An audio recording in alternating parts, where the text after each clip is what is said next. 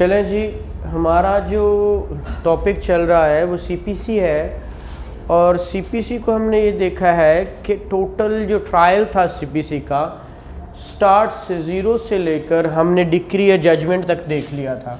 ठीक है, हमने इंस्टीट्यूशन से स्टार्ट करके सारे स्टेप बाय स्टेप चलते हुए हमने इसको एंड किया जजमेंट और डिक्री पे। ठीक है, जजमेंट एंड डिक्री तक हमने इसको क्या कर लिया, वाइंड अप कर लिया ट्रायल को।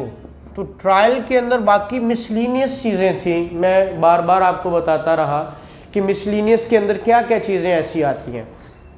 मिसलीनियस में कल मैंने कहा था कि जब इंस्टीट्यूट होता है सूट, अगर कोई इशू बन जाए जिसकी इंक्वायरी ज़रूरी हो, या गवाही के टाइम पे कोई गवाह है जो आ नहीं सकता, एग्जेम्प्ट है उसकी आना कोर्ट के अंदर, लॉ ने उसको मना किया हुआ है, या वो उसकी कोई और सिनेरियोज हैं, या कोई पार्टीशन का इशू है तो कोर्ट ने उसको पार्टीशन करवानी है, देखते आया कि ये पार्टीशनेबल है या नहीं है। ऐसे तमाम सिनेरियोज में एक आपने सुना होगा लोकल कमीशन। लोकल कमीशन, ठीक है, तो ये लोकल कमीशन मैंने कल बताया था, इसको क्या कहते हैं, इसका दूसरा नाम क्या होता है, इंसिडेंटल प्रोसीडिंग्स। इंसिडेंटल प्रोसीडिंग्स, ये आपको मैंने कहा था 75 to 78 सेक्शंस हैं और ऑर्डर आपका 26 है। ये मैंने कल आपको कहा था कि इसको ज़रा पढ़ने की कोशिश कीजिएगा, शायद समझ आ गया हो आपको। ठीक है, इसके अंदर कुछ साइंस, रॉकेट साइंस नहीं है, सिंपल सी और सादा सी बात है। आप में से किसी ने पढ़ा है? जी बेटा, अच्छा बेटा आप इधर आ जाए, कोई नहीं, उनको ज़रा नज़र, हाँ चलें ठीक है। अब देखिए इंसिडेंटल प्रोसीडिंग्स, हमने ये मैंने कहा था कि जिसको हमने एक हुर्फ़ आम में लोकल कमीशन कहते हैं। ठीक है, ये कौन से लॉ के तहत पॉइंट होता है, ये लॉ आपके सामने मौजूद है। इसने अब यहाँ पे जो बंदा होता है ना, उसको क्या कहते हैं, कमिश्नर। ठीक है, कमिश्नर। अब कमिश्नर जो होता है एक्ट एज ए जज कर रहा होता है, जैसे जज ने काम करना है वैसे ये काम कर रहा होता है, उसी के बिहाफ पे काम कर रहा होता है ना। ठीक है, तो ये आप लोगों ने कुछ पढ़ने की कोशिश की थी, पढ़ा होगा तो कुछ क्वेश्चन है तो वो करें, नहीं तो कहते हैं तो ओवरव्यू मैं दे देता हूँ। आप लोगों ने पढ़ा है कुछ, कहीं एम्बिग्विटी? जी बेटा पढ़ा है जी, कोई कहीं एम्बिग्विटी हो तो, नहीं तो मैं कहते हैं तो मैं इसको आपको सिर्फ रिवाइज करवा देता हूँ।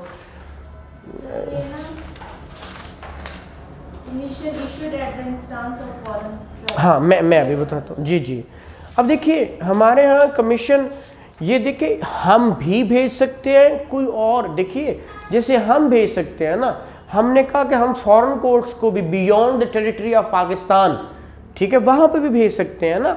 हमने यहाँ बेटे जो 70 गालबन वो है 77 78 77 में वो जिक्र करता है इसका। ठीक है, अब वो कहता है कि जब बाहर जाना है तो वो एडमिनिस्ट्रेशन को लेटर की बात कर, लेटर ऑफ रिक्वेस्ट की बात करता है। ठीक है, तो वो किस तरह होनी है, वो कहता है through federal government, proper channel के थ्रू फेडरल गवर्नमेंट जाना है वहाँ पे, और वहाँ से उसी तरह अगर हमने देखा ना कि लोकल कमीशन का पर्पस क्या है, वो हमने 75 में देखा, निकाले 75, आप लोगों ने पढ़ा होगा। ये देखें, उसने 4 काम बताए हैं क्या क्या कर सकता है। वो कह रहा है to examine any person, to make a local investigation, to examine और एडजस्ट अकाउंट्स, और टू मेक अ पार्टीशन। ठीक है, ये 4 ही काम है इसी के लिए ही।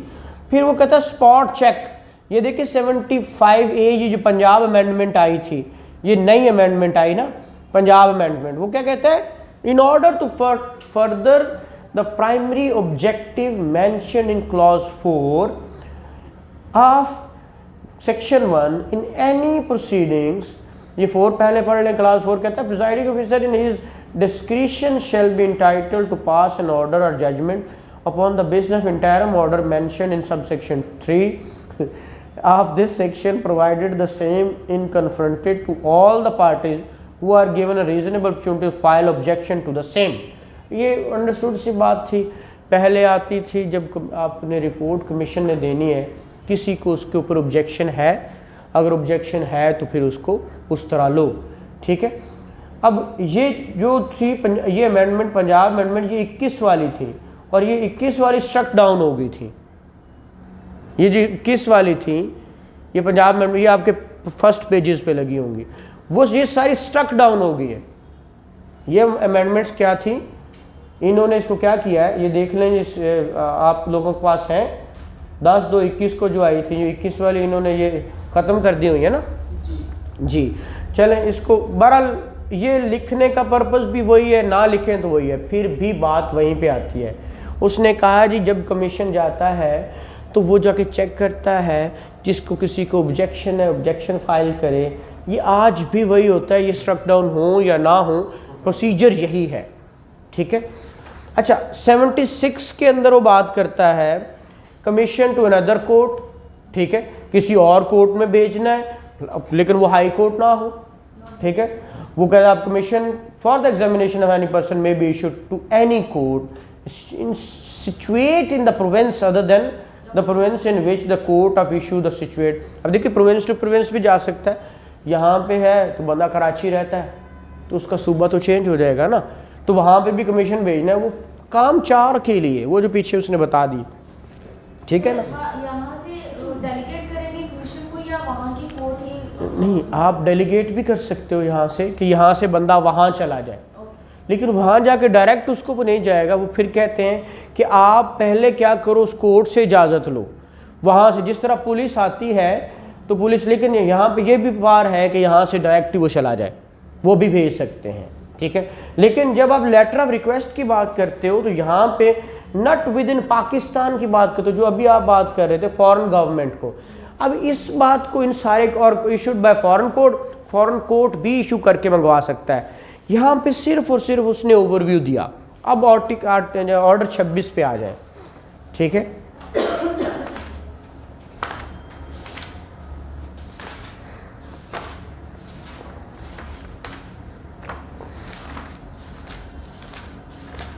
जी ऑर्डर 26,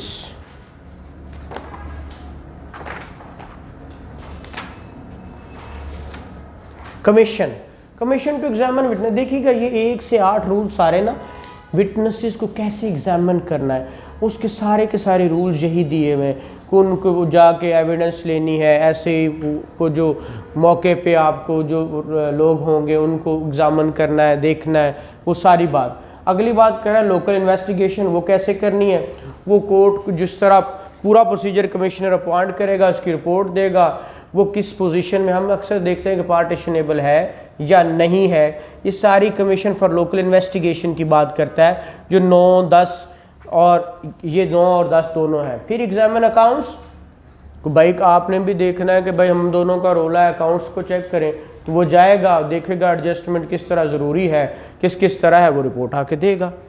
और फिर एक कमीशन टू मेक पार्टीशन, ये 13-14 इसके अंदर वो पार्टीशन के बारे में बता रहा है। सब कुछ वही है कि पार्टीशन कैसे होनी कैसे नहीं होनी, उधर एग्जीक्यूशन चल रही है, एग्जीक्यूशन में किस तरह पार्टीशन, वो सिर्फ सेक्शन 54 का भी जिक्र करेगा इसके अंदर। जर्नल प्रोविजन, पैसे देने हैं तो कमीशन जाएगा ना, बिना पैसों के तो कमीशन नहीं जाता। जो कहता है भाई कमीशन भेज दो जनाब, चेक करवा लो, पोजेशन मेरा है, आप कहते हैं पोजेशन मेरा है, उसको भी चेक करवाते हो, आप कहते चेक करवा लो पार्टीशन हो सकती है या नहीं हो सकती, या पार्टीशन जाके करवा दो, तो उसके लिए तो पैसे जमा करवाने होंगे। और पैसे किसी को भी कोर्ट भेज सकता है, वो एडवोकेट हो सकता है, वो कोर्ट का कोई नुमाइंदा हो सकता है, किसी को भी, कोर्ट की मर्जी है, जिसको मर्जी वो उसके एक्सपेंसेस आपने पे करने। कमिश्नर की पास क्या है, वो जाके जिस तरह उसको डायरेक्ट किया गया वो सारे को एग्जामिन करेगा, जो वहाँ पे लोग होंगे उनको अटेंडेंस लगाएगा, विटनेसेस लेगा और फिर उसको क्या करेगा, जो ले आएगा।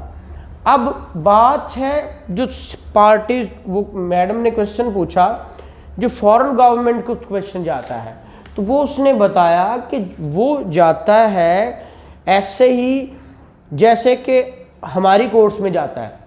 यहाँ से हम भेजें फॉरेन गवर्नमेंट को तो हम थ्रू फेडरल गवर्नमेंट भेजेंगे, ठीक है।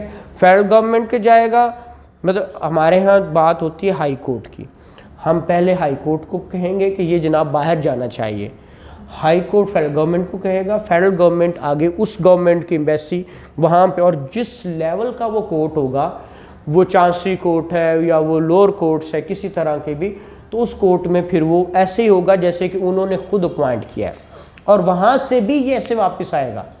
अगर उन्होंने भेजना है कमीशन जाएगा। कमीशन यहाँ से जाएगा, ठीक है। और इसी तरह अगर उन्होंने भेजना है तो वो अपना बंदा वहाँ से इसी चैनल के थ्रू भेजेंगे और यहाँ से फिर वो वापस उसी चैनल के थ्रू वापस चला जाएगा, उसकी रिपोर्ट वो ऑथेंटिक होगी। वो फेडरल गवर्नमेंट को करेंगे, जैसे हम पहले सब हाई कोर्ट, हाँ, हाई कोर्ट फेडरल गवर्नमेंट, क्योंकि हमारा सिविल जज डायरेक्ट गवर्नमेंट को, फेडरल गवर्नमेंट, पंजाब गवर्नमेंट को कहने से रहा, ठीक है। तो कोशिश, लेकिन ये बहुत कम प्रैक्टिस है, अगर होना चाहे तो ऐसा हो सकता है, ठीक है।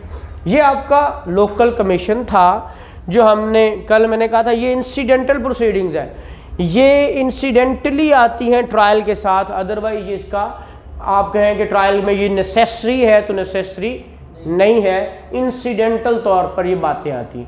दूसरी मैंने कहा था कि एक जो सेक्शन आपका 94 है, 94 और 95, उनको क्या कहते हैं, सप्लीमेंटल प्रोसीडिंग्स, ठीक है।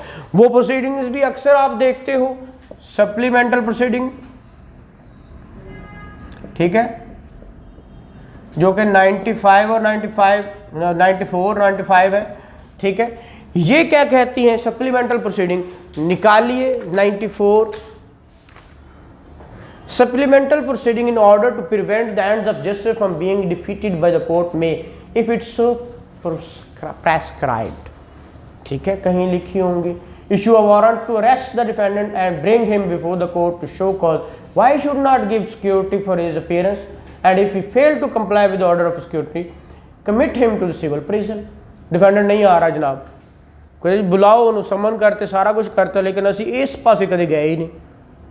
भाई 94 की एप्लीकेशन दे दियो, आपको डिफेंडेंट को पकड़ कर उसको वारंट इशू करके उसको पकड़वा लो। नहीं, किसी भी वक्त उसने कहा रिक्वायर्ड है ना, if it is so prescribed, उसने कहा एंड्स ऑफ जस्टिस करना है ना आपने, prevent the ends of justice. जब इंसाफ के तकाजे पूरे करने हो तो फिर ये काम किए जा सकते हैं। ये सप्लीमेंट्री है ना, सप्लीमेंट कर रहा है उसको, जहां कुछ नहीं मिलता, आपकी बॉडी को चाहिए तो आपको, वैसे तो बॉडी आपकी जनरेट कर रही है, ठीक है, सारा कुछ कर रही है, आप खाना खाते हो उसको सप्लीमेंट करने के लिए, या और कुछ लेते हो, कोई दवाइयाँ लेते हो या कुछ भी लेते हो, कोई डिफेक्ट आ गया तो उसको पूरा करना है, ठीक है। तो वो चीज़ें ये हैं, ये जो ABCDE है वो यही बातें हैं, और हम इसको तरफ देखते ही नहीं है, पहली बात। दूसरी, direct the defendant to furnish security, अगर वो नहीं आता, अगर आ जाता है तो उसको कहते हैं भाई शो कॉज, क्यों नहीं आ रहे थे, सिक्योरिटी जमा करवाओ, ठीक है। अगर नहीं फिर भी करवाता तो फिर उसको सिविल प्रिजन में डाल दो, ये यहाँ पे ए में कह रहा है। B, direct the defendant to furnish security to produce any property belonging to him, भाई तुम्हारे पास फलां चीज़ें लेके आओ जो तुम्हारे पास है, and to place the same at the disposal of court or order of attachment of any property, court को दो, जिस तरह कोर्ट करे या उसको अटैच कर दो, ठीक है, ये भी करवा सकती है कोर्ट, उसकी मर्जी है। फिर grant a temporary injunction and in case of disobedience commit by person guilty thereof to the civil prison and order that his property be attached and sold। हम ये अटैचमेंट वाले चैप्टर में जब जाते हैं तो हमने कभी ये वाला काम नहीं करवाया, वायलेशन करता तो हम ऑर्डर 39 रूल वो ना जो है 1, 2 का 3 की तरफ चले जाते हैं कि वो कर दें, लेकिन हमने 94C कभी नहीं पढ़ा, इसकी दरख्वास्त नहीं दी, ठीक है। वो हमें देनी चाहिए कि हमें टेम्परेरी इंजंक्शन को डिसोबे कर रहा है तो हम ये भी साथ लिखें, लेकिन प्रैक्टिस में ये चीज़ें नहीं है, बहुत कम है, मैंने देखी कुछ अच्छे लोग करते हैं। तो आप लोगों से मैं ये, आप लोगों को बताने का मकसद ये होता है कि मैं किसी कुछ गलत नहीं कह रहा, हर बंदा अपनी तरह ही कर रहा है ना, आप लोग कल को करें या आप लोगों के सामने आए तो आप इस चीज़ को बॉदर करें, ठीक है। बीइंग अ जज, बीइंग एन एडवोकेट, आप कुछ करनी चाहिए। फिर appoint a receiver of any property and enforce the performance of his duty by attaching and selling his property। receiver appoint, ये आर्टिकल कौन सा 44 है, इसका ऑर्डर 44 है या 40 है, 40 है, ऑर्डर 40 है इसका जी, इस 40 है, ऑर्डर 40, इसके अंदर लिखा हुआ है कि रिसीवर अपॉइंट करना, कोई नहीं है प्रॉपर्टी का, 2 लड़ रहे हैं तो तीसरा, जो 2 लड़ रहे हैं ना, तब कोर्ट किसको प्रॉपर्टी दी जाए, और कहना कोर्ट के अंदर आज इनू तीजा पॉइंट कर दे, इनू दे दो, ठीक है। ये इसको संभाले जब तक इनका फैसला नहीं होता। जब इनका फैसला होगा तो उसको दे देंगे। रिसीवर अपॉइंट करवाना है, कोर्ट की मर्जी, किसी को अपॉइंट करवा सकता है। अटैचमेंट करवाने के रिसीवर अपॉइंट हो सकता है, तो वो पॉइंट ऑफ रिसीवर करवाने के लिए यहाँ पे कर सकते हैं आप, ठीक है। फिर आगे, make such other interlocutory orders as may appear to court to just and convenient. आप इंटरलोकेटरी ऑर्डर्स के लिए आप ऑर्डर 39 को पढ़ते हैं, वो 1 2 3 4 5 ये सारे इंटरलोकेटरी ऑर्डर्स के लिए जा रहे हैं ना, 6 7 8 वो। अब ये टेम्परेरी इंजंक्शन है, इंटरलोकेटरी ऑर्डर्स, 2 वर्ड वहाँ पे यूज हुए हैं, ठीक है। आप लोगों ने शायद ऑर्डर 39 निकाले, मैं उसको आपको कैप्शन बताऊं क्या है वो, इंटरलोकेटरी ऑर्डर्स, ठीक है। ये देखें जी, ये कहाँ गया, ये अब देखिए टेम्परेरी इंजंक्शन 1 2 3 4 5 तक है, आगे 6 से ऑनवर्ड इंटरलोकेटरी ऑर्डर्स हैं, ठीक है। वो दरमियानी ऑर्डर्स, जैसे इंटरमीडिएट डेट भी उन्होंने वो 9A वाले उसमें डाली, यहाँ पे इंटरलोकेटरी ऑर्डर्स हैं। कोर्ट को जो लगता है उसको डिटेन करना है, उसको इंस्पेक्ट करना है, उसको प्रिजर्व करना है, या कोई इंटरम सेल करवानी है, तो वो सारे पार्ट्स यहाँ पे दी हुई हैं उसको, ठीक है। हम सिर्फ ऑर्डर 39 रूल 1 2 तक ही रहते हैं, अगली बातें हम पढ़ने की कोशिश ही नहीं करते। इसके थ्रू भी टेम्परेरी इंजेक्शन ली जा सकती है। इंजेक्शन तो इसी के तहत, हाँ इसके तहत भी हम ऑर्डर 39 रूल 1 2 के साथ हम 94 रेड विद 94 करें, ठीक है, हम नहीं करते। फिर अगली, अब 95 क्या है, compensation for obtaining arrest attach और इंजंक्शन, ठीक है, ये है। अब देखिए इसी के अंदर, अब जब आप देखते हो, क्या हुआ, तो ये ठीक है। ऑर्डर 35, मैं अभी ये बात कर रहा था रिसीवर वाली बात। ऑर्डर 35 के अंदर आपका एक सूट होता है, उसको क्या कहते हैं, इंटरप्लीडर सूट। क्या कहते हैं, इंटरप्लीडर सूट, ठीक है। ऑर्डर 35 और सेक्शन इसका कौन सा है, ये 80 समथिंग है, हाँ 88 सेक्शन के साथ 35। देखिए ये सारी मिसलीनियस प्रोविजंस हैं। हमने कहा इसका ट्रायल के साथ सिर्फ ताल्लुक उस वक्त तक है जब आप देखते हो कि मिसलीनियस चीज़ें आनी है ना। इंटरप्लीडर कहते हैं जहां 2 लोग लड़ रहे हों और दोनों कहें, मैं कहता हूं, जो केस करने वाला वो कहता है भाई मेरी प्रॉपर्टी नहीं, मैनू लभी है जनाब, मैनू मिल गई है, मुझे नहीं पता ये किसकी है, मैंने ऐलान किया जिसकी है ले ले, और भी आ गया 10 लोग आ गए, मैं किसको दूं, मुझे नहीं पता ये किसकी है, मैं नहीं जानता। अब क्या है, आप डिसाइड करें कि किसको देनी है। कोर्ट कहता है अच्छा ठीक है। वो ये इंटरप्लीडर सूट होता है कि कोर्ट कोई थर्ड पर्सन आके दावा कर रहा है जिसका दावे के साथ कोई ताल्लुक नहीं। इंटरप्लीडर सूट का मतलब ये होता है कि कोई थर्ड पर्सन आ गया और उसने आके दावा कर दिया। उसने दावा ये किया है कि जनाब मैंने, मुझे ये चीज़ मेरे पास है, पोजेशन इसकी मेरे पास है, लेकिन मैं किसको दूं मुझे समझ नहीं आ रहा। लेकिन उसके लिए ये भी ज़रूरी है कि वो किसी प्रॉपर्टी के साथ मिला ना हुआ हो, ठीक है ना। वो बिल्कुल वो न्यूट्रल पर्सन हो एक। अगर न्यूट्रल पर्सन है तो वो कहता है भाई मैंने इसको क्या करना है, मेरी कुछ नहीं है, मेरे पास है। अब इसकी 2 सूरत हाल कोर्ट करती है। जब ऐसी सूरत हाल में 88 और 35 ये आप पढ़ते जाइएगा, मैं आपको बताता जाऊंगा। मेरी तरफ से सीपीसी आपकी ट्रायल की हद तक ख़त्म हो चुकी है। मैं मिसलीनियस प्रोविजन बता रहा हूँ, जैसे जैसे कोई चीज़ आती है मैं साथ साथ आपको बताता रहता हूँ। इंटरलोकेटरी की बात आई है या टेम्परेरी इंजंक्शन की बात आई है, तो ये सारी रिसीवर की बात आई है। तो रिसीवर 44 आपका स्पेसिफिक रिलीफ एक्ट है, सेक्शन 44 स्पेसिफिक रिलीफ एक्ट है जो कि आपका रिसीवर की बात करता है, अपॉइंटमेंट ऑफ रिसीवर। और ऑर्डर 40 है आपका सीपीसी का जो रिसीवर की बात करता है, ठीक है।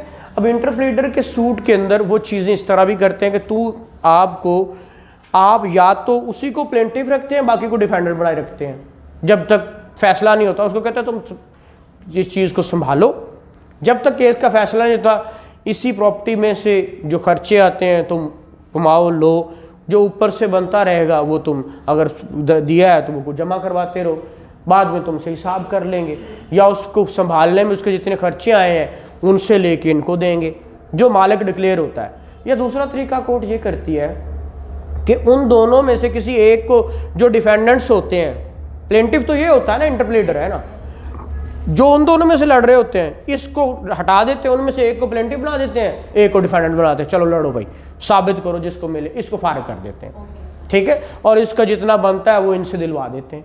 भाई आप दोनों लड़ रहे हैं ना, मैंने भाई 10 दिन 15 दिन 20 दिन महीना संभाला है, तो कोई उसके ऊपर खर्चा लगा होगा, कोई पैसा लगा नहीं जी, वो प्रॉपर्टी को अगर तो ले रहा था तो वो अलग बात है ना, लेकिन अगर उसके अपने एक्सपेंसेस लगे हैं तो वो रिकवर करेगा, उनसे लेगा, कह रहा जो मेरे खर्चे आए हैं वो मुझे दे दें, मुझसे ले लें, बात खत्म, ठीक। तो इस तरह से चीज़ें हैं, ये चीज़ें आपकी इंसिडेंटल भी हैं, सप्लीमेंटल भी हैं, और सप्लीमेंटल ये सारी सप्लीमेंटल है, एक्चुअली सप्लीमेंटल है, ठीक है। अभी हमने इसके अंदर वो जब आप पढ़ते हो 75 जो है आपका लोकल कमीशन, तो उसके अंदर exempt persons who are exempted, तो एग्जेम्प्टेड 132, 33, 34, 35 सेक्शन भी हैं आपके, जिनको एग्जेम्पशन लॉ ने की हुई है। आप सेक्शन 132 पढ़ेंगे ना, वो उसमें औरत को है, सिविल जो सर्वेंट्स हैं या लेजिस्लेटिव बॉडीज़ हैं, उनको एग्जेम्पशन दी हुई। इसके अंदर आपके CPC का सेक्शन 132 निकालें, 132 उसको सिर्फ लुक एट ग्लांस कर लें बस, बाकी आगे चलते हैं। आपकी किताब किधर है पुत्र? हाँ जी, किथे फोन से दिखाओ, मैंने कढ़ी गई है, अब निकालने लगे हैं, मैंने बंद कर दी थी ना। चल क्या बेटा, मैंने तो कहा है कि आप लोग जैसे मुझे कहेंगे मैं आप लोगों के साथ चलूंगा। एक्चुअली होता यह है कि आप लोग कह रहे होंगे शायद हमारा सिलेबस खत्म नहीं हो रहा। ये CPC जो चीज़ है ना, जो आपकी मेजर चीज़ें जो आपका ट्रायल है, वो तो आपका ऑलमोस्ट यही है जो प्रोसीडिंग्स है। बाकी टोटल सप्लीमेंटल चीज़ें हैं इसके साथ। कभी सिनेरियो इंटरप्रेटर वाला आ जाता है, ठीक है, कभी सिनेरियो लोकल कमीशन वाला आ जाता है, कभी अब कोर्ट को तो कुछ चीज़ें चाहिए ना लेने के लिए, रिसीवर अपॉइंट करना है, तो कौन सा लॉ उनको एम्पावर करता है रिसीवर अपॉइंट करने के लिए, वो लॉ इसके अंदर लिखा हुआ है। तो मुझे तो नहीं है, मैंने जैसे इस पे आज आपको एवं ही जो ओवरव्यू दे दिया, क्योंकि आप कह रहे हैं कि हम पढ़ आए हैं, ठीक है। अगर तो आप पढ़ आए हैं तो वेल एंड गुड, नहीं तो मैंने 10 दो, मैं पढ़ा दूँगा, मैंने तो कोई इशू नहीं। भाई शर्माया ना करो, दस्या करो, बिया तरह बस मुंह बंद कर दो है। हाँ वो तो पढ़ते हैं ना, वो तो सप्लीमेंटल प्रोसीडिंग तो पढ़ रहे हैं ना। आज मैंने जो आप लोगों को कहा था ये पढ़ के आएगा, इसके अंदर कोई एम्बिग्विटी है तो बताएं। अगर मैं फिर पूछा तो फिर तानू ना आया, फिर रोला पै जाना, ठीक है। फिर अब याद कहो कि जी भाई पूछना ही नहीं, तुसी अगे भजे जाओ तो फिर ठीक है, असी भज लेने। अच्छा जी, 95 compensation for obtaining arrest, attachment or injunction as insufficient ground. Where in any suit in which an arrest or attachment has been effected, बंदा पकड़ाया गया या उसकी प्रॉपर्टी अटैच कर दी, और टेम्परेरी इंजंक्शन ग्रांटेड या ग्रांट कर देगी। लास्ट प्रोसीडिंग सेक्शन जैसे पीछे उसने बताया पिछले सेक्शन में कि आपको उसने कहा कि इसको पकड़ लो या इसकी प्रॉपर्टी अटैच कर लो या इसको टेम्परेरी इंजंक्शन ग्रांट कर दो। तो फिर क्या करता है, if it appears to the court that such arrest, attachment, injunction was applied for on insufficient ground, पकड़वा तो लिया लेकिन रोड़ा पे आ गया, ये तो ग्राउंड ही नहीं बनता था, मैंने तो उसकी प्रॉपर्टी अटैच कर ली और उसको पता चल गया, फिर क्या नुकसान क्या होगा। और the suit of the plaintiff fails and it appears to the court that there was no reasonable ground or probable ground for instituting the same, क्या हो गया, फेल हो गया और उसने कहा कि अब करेगा ही नहीं, तो फिर डिफेंडेंट क्या कर सकता है, ये डिफेंडेंट की रेमेडी है। The defendant may apply to the court and the court may. Sir ji ये आप पंजाब अमेंडमेंट नहीं पढ़े? अच्छा पंजाब अमेंडमेंट इसमें है, चलें उसको पढ़ लेते हैं। कोर्ट में इट्स ओन मोशन और ऑन एप्लीकेशन, दोनों सूरतों में पहले भी एनजी होता है। कोर्ट में on its own motion, suo motu जिसको हम कहते हैं ना, or on the application of the aggrieved party award such punitive compensation as it deems reasonable to the aggrieved party for the expense and injury caused to him। उस arrest से, उस injunction grant करने से, उस attachment से अगर किसी को नुकसान हुआ है तो कोर्ट वो उसको ग्रांट करेगी, उन पैसों को, उन सारी चीज़ों को। फिर in addition to the compensation awardable under subsection 1, the court may also make an order directing the party at fault to deposit some such amount in the public exchequer as the court deems just, as penalty for abusing the process of law and wasting the time of the court। अब इस commission के साथ आपने ये भी देखना है। अब देखिए, एक आपने सेक्शन 35 और 35A भी देखेंगे, इसके अंदर जो कॉस्ट और कंपनसेटरी कॉस्ट्स होती हैं, ठीक है, वो भी चीज़ें हैं। आपको एक एक चीज, हाँ, अब यहाँ पे कह रहा है कि ये कॉम्पनसेट करने के साथ वो उसको और भी अवार्ड कर सकती है कि वो जिस फॉल्ट पे उसने अमाउंट नहीं लगाई ना, अमाउंट नहीं दी, उसने कहा पैसे दो, उसने नहीं दिया, तो वो कहते हैं इस प्रोसेस को जो कोर्ट का इतना टाइम भी वेस्ट किया है, ठीक है, उसके भी पैसे दो, उसकी भी कॉम्पनसेट करो इसको। और फिर an order under this section shall bar any suit for compensation respect of such arrest, attachment और इंजरी। वो उसने कहा कि इंजंक्शन के लिए या कुछ भी नवा दावा नहीं करेंगे, इसी के अंदर ही आप एप्लीकेशन देकर, इसी के अंदर ही, या कोर्ट सो मोटो अपने आप इसको क्या करेगा, अवार्ड करेगा जी, जिस वक्त नॉलेज में आया। तो ये आपका 94 और 95 सप्लीमेंटल प्रोसीडिंग्स है, ठीक है।